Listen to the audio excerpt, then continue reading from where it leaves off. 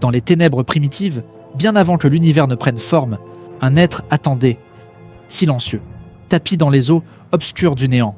Son nom, Apophis, un serpent colossal, incarnation du chaos pur, bien plus ancien que les dieux eux-mêmes.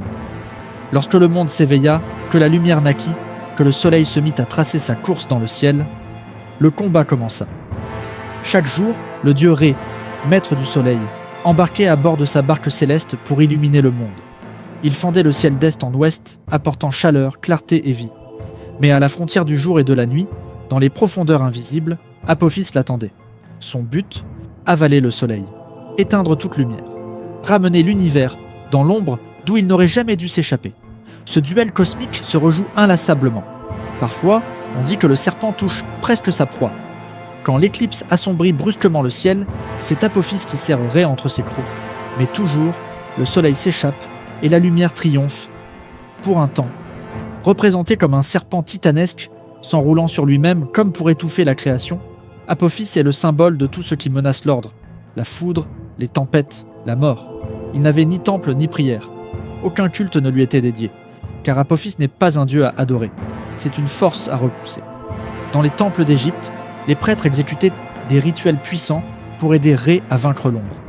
Parfois, d'autres dieux se joignaient à la bataille.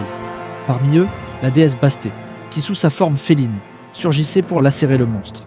Une fresque célèbre la montre, prête à trancher la gorge du serpent d'un coup de griffe divin. Mais pourquoi cette haine acharnée d'Apophis envers le monde ? Parce que la naissance de la vie a brisé l'unité du néant. Avant le monde, tout était uniforme, figé, sans lumière ni mouvement. Et Apophis nageait librement dans cette obscurité parfaite. Alors chaque matin il revient, animé par une obsession, rétablir cette paix sombre, faire taire la lumière, faire taire la vie. Même si l'on n'adressait pas de prières à Apophis, on craignait son retour. Et malgré les siècles, il ne s'est jamais vraiment éteint. Son image hante encore notre imaginaire, nos livres, nos films, nos cauchemars. Preuve que le chaos, aussi ancien soit-il, trouve toujours un écho dans notre monde.